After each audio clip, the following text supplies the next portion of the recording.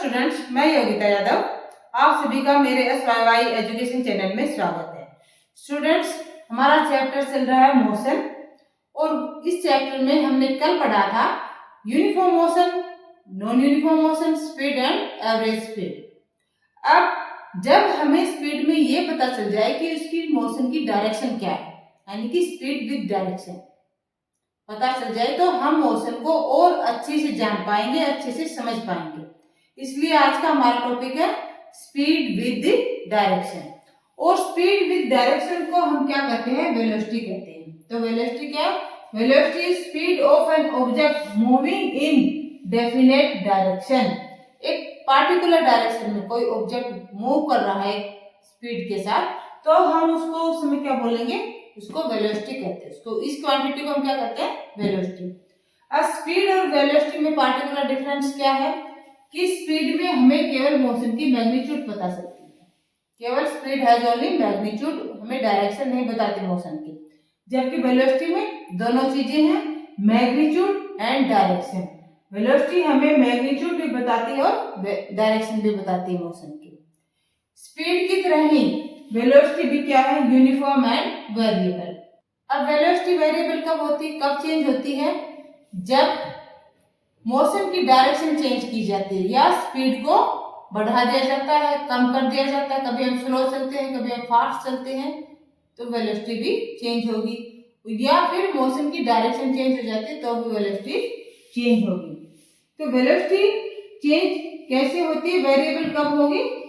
किन दो फैक्टर्स के केस में होगी? एक तो speed, change in speed, speed में चेंज आ रहा है, चेंज इन स्पीड, हम कभी फास्ट जा रहे हैं, कभी स्लो जा रहे हैं। दूसरा डायरेक्शन ऑफ मोशन, मोशन की डायरेक्शन चेंज हो जाती है, तब वेलोसिटी चेंज हो जाती है। डायरेक्शन ऑफ मोशन, क्या दोनों ही काम एक साथ कर दिया हमने?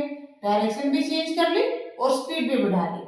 ठीक है, तो हम क्या कहेंगे कि बोथ, ये दोनों बातें होती हैं, तब भी वेलोसिटी की जो है वो चेंज हो जाती है, वेलोसिटी वेरिएबल हो जाती है। अब वेलोसिटी वेरिएबल है, जैसे हमने स्पीड जब हमारी वेरिएबल थी तो हमने क्या निकाला था? एवरेज स्पीड से डिस्टेंस को कवर करने की, किस स्पीड से गया वो जानने के लिए। तो इसी प्रकार से यहाँ पर क्या निकलेगा? Average velocity. अब वेलोसिटी यूनिफॉर्म भी है और वेरिएबल भी है। अब ये वेरिएबल कब होगी? जब कोई ऑब्जेक्ट स्ट्रेट लाइन में मूव कर रहा है, स्ट्रेट लाइन मोशन में है विद वेरिएबल स्पीड। जब वेरिएबल स्पीड की मोशन में है तो इस केस में magnitude of rate of motion क्या कहलाएगी? Average velocity. Magnitude of rate of motion is called average velocity. और जैसे हमने एवरेज स्पीड को कैलकुलेट किया था कि टोटल डिस्टेंस अपॉन में टोटल टाइम, तो एवरेज वेलोसिटी को भी इसी प्रकार से कैलकुलेट करेंगे। यहाँ पर डिस्टेंस में हम क्या लेंगे? डिस्प्लेसमेंट, क्योंकि मोशन की क्या है यहाँ पर? डायरेक्शन है, और जो मोशन की डायरेक्शन है तो हमें क्या लेना है? शॉर्टेस्ट डिस्टेंस लेना है, दैट इज कॉल्ड डिस्प्लेसमेंट।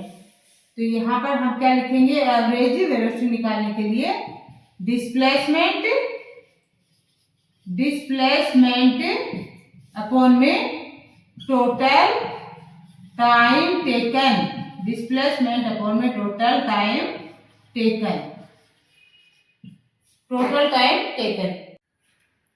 अब when an object changing its velocity at uniform rate, किसी ऑब्जेक्ट की वेलोसिटी एक यूनिफॉर्म रेट पे चेंज हो रही है, तो उस केस में हम एवरेज वेलोसिटी कैसे निकालेंगे? एवरेज वेलोसिटी क्या होगी? इनिशियल वेलोसिटी, इनिशियल वेलोसिटी को हम ले लेते हैं यहाँ पर u से, and final velocity that is v upon में 2। इनिशियल वेलोसिटी प्लस में फाइनल वेलोसिटी अपॉन में 2, इससे क्या आ जाएगी? इसकी एवरेज वेलोसिटी। सपोज कोई ऑब्जेक्ट की इनिशियल वेलोसिटी है 10 मीटर पर सेकेंड और उसकी फाइनल वेलोसिटी है 15 मीटर पर सेकेंड। अब उसको हम किससे डिवाइड करेंगे? 2 से, तो उसकी एवरेज वेलोसिटी क्या आएगी?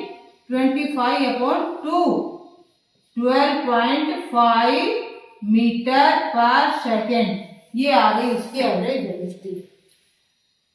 अब स्पीड और वेलोसिटी की जो यूनिट है वो सेम है, मीटर पर सेकंड। ऐसा यूनिट दोनों क्या है, मीटर पर सेकंड, सेंटीमीटर में तो सेंटीमीटर पर सेकंड और लॉन्ग डिस्टेंस है तो किलोमीटर पर आवर। अब यहाँ पर u क्या है, इनिशियल वेलोसिटी। u इनिशियल में जहां से ऑब्जेक्ट चलना स्टार्ट करता है, इनिशियल वेलोसिटी, शुरुआत की उसकी वेलोसिटी क्या है, वो हो गई इनिशियल वेलोसिटी। और v क्या है, v है फाइनल वेलोसिटी, फाइनल वेलोसिटी। जब रेनी डे होता है, थंडरिंग होती है, लाइटनिंग होती है, तो आपने देखा होगा कि लाइटनिंग आपको पहले दिखाई देती है और थंडरिंग की साउंड बाद में आती है। तो ऐसा क्यों होता है, बादल की गरज बाद में क्यों सुनाई देती है, क्योंकि लाइट और साउंड की जो स्पीड है उसमें डिफरेंस है। अब लाइट की स्पीड क्या है, प्रकाश की स्पीड 3 × 10⁸ मीटर पर सेकेंड। और साउंड की स्पीड क्या है, साउंड की स्पीड है 346 मीटर पर सेकेंड। तो ये हो गई 346 मीटर पर सेकेंड और 3 × 10⁸ मीटर पर सेकेंड। बहुत ज्यादा डिफरेंस है, इसलिए हमें लाइटनिंग पहले दिखाई देती है और थंडरिंग की साउंड बाद में सुनाई देती है। अब हम करते हैं आपके इस टॉपिक के आगे दिए गए क्वेश्चंस को। तो पहला क्वेश्चन है, what is the difference between velocity and speed. ये हम आपको पहले बता चुके हैं जब टॉपिक स्टार्ट किया उसी समय कि वेलोसिटी और स्पीड में क्या डिफरेंस है। वेलोसिटी हमें क्या बताती है, मोशन की डायरेक्शन और मैग्नीट्यूड दोनों बताती है, और स्पीड हमें क्या मैग्नीट्यूड बताती है। नेक्स्ट कि व्हाट इज ओडोमीटर। ओडोमीटर क्या है, ओडोमीटर एक डिवाइस है जो व्हीकल्स में लगा होता है, आपने बाइक, स्कूटी, कार, बस सभी में देखा होगा। और वो क्या मेजर करता है, डिस्टेंस, कि कोई व्हीकल कितने किलोमीटर चला है, मीटर चला है, वो उस डिवाइस में देख के हमें पता चल जाता है, उसको हम कहते हैं ओडोमीटर। तो ओडोमीटर का काम क्या है, to measure distance. Next question है, in what conditions average velocity equal to average speed.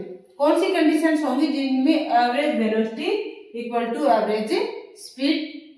तो एवरेज वेलोसिटी एवरेज स्पीड के इक्वल क्या होगी, कब होगी, इसका आंसर क्या है कि when an object move in a straight line, जब कोई ऑब्जेक्ट स्ट्रेट लाइन मोशन में है, without changing direction, direction change किए बिना एक स्ट्रेट लाइन मोशन में है, उस केस में average velocity equal to average speed होगी। अब नेक्स्ट क्वेश्चन है कि what does the path of an object when it is in uniform motion.